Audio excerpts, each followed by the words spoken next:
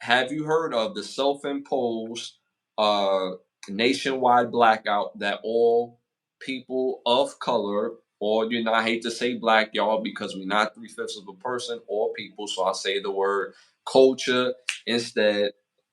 What do you think of the self-imposed blackout for February 28th, which is tomorrow? That people of the culture should not spend money on gas, uh, retail store, go into retail stores, fast food, restaurants, movies, DoorDash, Uber, anything that's commercial based. What do you think about that?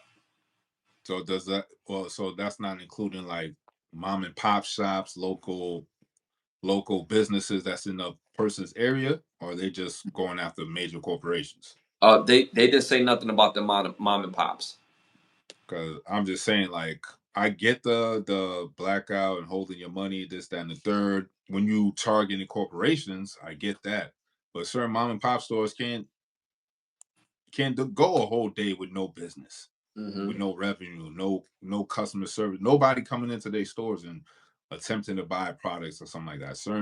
Certain small businesses can't handle that. You know what I'm saying? And then even still, target let's say you do target a corporation, let's say like a Target or Walmart, and don't want to shop there. What about the black owned companies that deal with Walmart and Target that got their products in there? So now what? You don't want to deal with them neither? Right. So is this just only black owned? Like what's the target? Like what's the goal? What's the end goal here? You know what I'm Right. saying?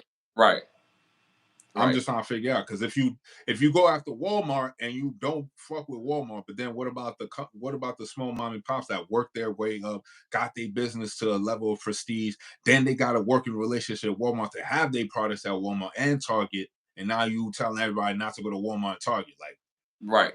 just Right. because they got they Right. products in Walmart and Target doesn't mean they got Walmart and Target money. Mm-hmm. You know what I'm saying? They need Walmart and Target to keep their revenue going. And that's just not one Target in their neighborhood. That's Target all over the place. Mm-hmm. So it kind of hurts their bottom line. So it needs to be more shelled out and more explained, but it's tomorrow. So I didn't get the explanation really on what companies y'all don't want to mess with, this, that, and the third, like, and which companies you gonna go to, or is it nobody's spending no money tomorrow? Right. Yeah. A quick shout out to Critical Rick, Rowan Jack, some of our badge holders in the building. Appreciate y'all tapping in. Shout out to Maya in the building. Shout out to Jay in the building. Shout out to the Rebound Sessions in the building. Appreciate y'all tapping in. So again, that is a self-imposed blackout for tomorrow, February 28th, where you spend no gas, on retail stores, fast food, restaurants, movie theaters, DoorDash, anything commercial based, saying that the coaches to save their dollars spending on these materials for tomorrow in particular to show the power of our dollars. Um, I get it to some sort of degree, but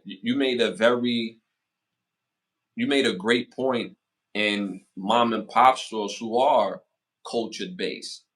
They don't get no love. What about the stores who are in your neighborhoods that is not culture based and they show love to the neighborhood? What about those stores? Because those are the stores that all year round that you really grow up on for real. Like I'm gonna keep it honest with you. I grew up in Brooklyn, New York, and those corner stores is what kept us fed. And at those corner stores, those guys in our neighborhoods used to treat us like extended family. Like we had credits on food when we went up in there. You know what I mean? If I was short with any type of money or whatever the case may be, Poppy will always let me rock. Poppy be like, yeah, don't worry, just bring it back. Later on or whatever. And he never stressed it. So what about those who really feed the community in a sense just by being there, being open, being available? What about those people? They don't get that. They don't get your service because they're just not culture based, but they've been here treating the neighborhood right, being a part of the neighborhood, pouring back into the neighborhood, and we don't pour back into them. So I get it on a commercial aspect of it, but we have to make sense on a local level as well.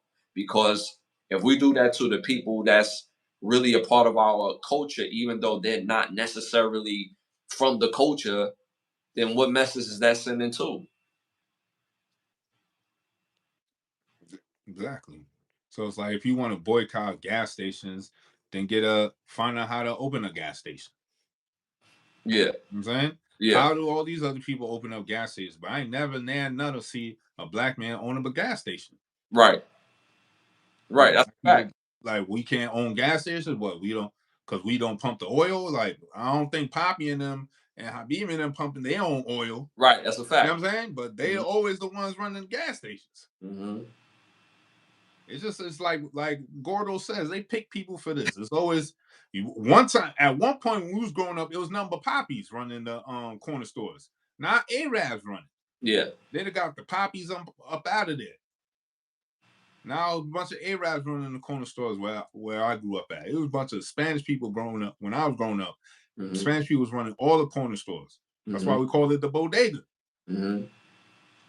I ain't gonna hold you. In my neighborhood, we just had a cornucopia of folks, running their spot. You know what I'm saying? You had Poppy to the front, Poppy to the right, and then you had the Jamaican store on the side. And then it was so funny. This comedian, and rest in peace to Rashid, he had a joke about when you go to the Jamaican corner store, every time you go up in there, it's never nobody at the counter. So you have to like lift your item up and yell to the back like, yo, I'm trying to buy this, bro. And he it's paying him to come to the front for me to pay you this money on so I can buy your item. You know what I'm saying? At the Jamaican store. They had like 3 items in the joint. You know what I'm saying? Like they was the original bodega because they had like 3 items in the joint. Maybe one cat to chase the mice away. And then the one item that I want out of the 3 items that you got, I gotta chase you down like, yo, I'm trying to get these cookies, bro. You know what I'm saying? And he walking from the back all slow, like, what are you doing, guys? So we had a cornucopia in my neighborhood in Brooklyn. You know what I'm saying? So, but point well taken though. So I just think this is, I get it. I get it on a commercial level, showing the power of our dollar, but why do it for one day? Why not do it for a whole week where it's a real corporation that we actually pour our money into on a very regular basis and where they have to respect our dollar? Why not that?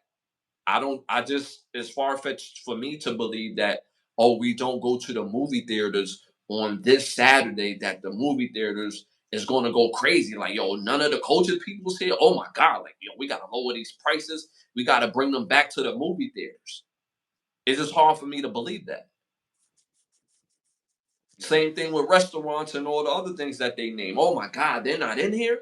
People always gonna buy stuff. So if we're gonna really make an impact and show real value to our dollar, we have to go after a big corporation and make it consistent and not a one day trivial type of thing. Because this is just as trivial as these new bum ass holidays where they have National Sunday, National Daughter Day, National Uncle Day, like all this goofy shit.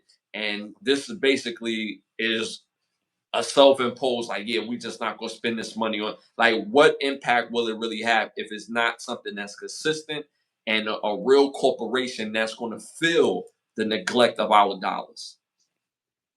Facts.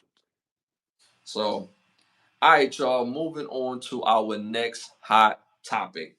A mother goes viral. A mother goes viral for asking her 13-year-old son for her birthday money to pay the light bill. Let me see if I could pull this up real quick.